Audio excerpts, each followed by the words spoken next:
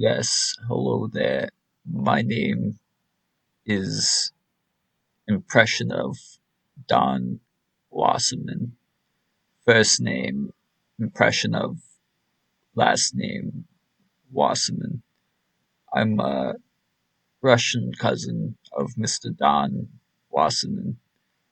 He's a good good distant relative. He is.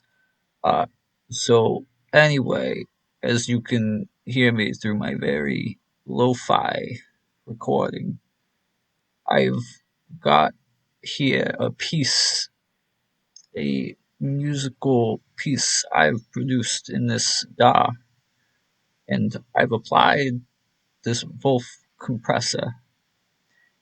Now, you see, the Vulf compressor is going to add a touch of realness and not dull out those bright overtones in my jazz piano, but it's going to instead amplify the lo-fi of the jazz piano and give it more of that robust 80s, 70s recording, analog recording that you would expect to hear from something like a Rhodes or an electric jazz piano.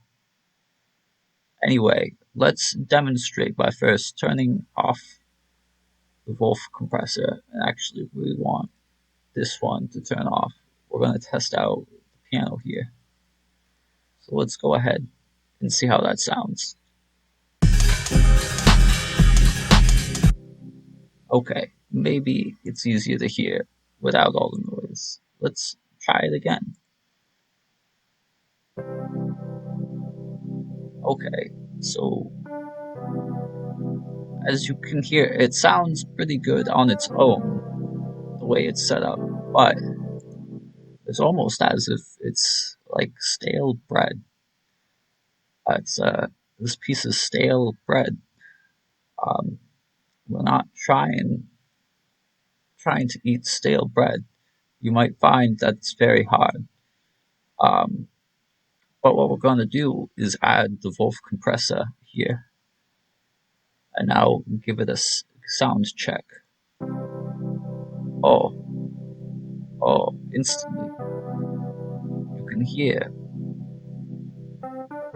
just how rich and full this plugin makes this jazz piano. It's almost very Rhodesy.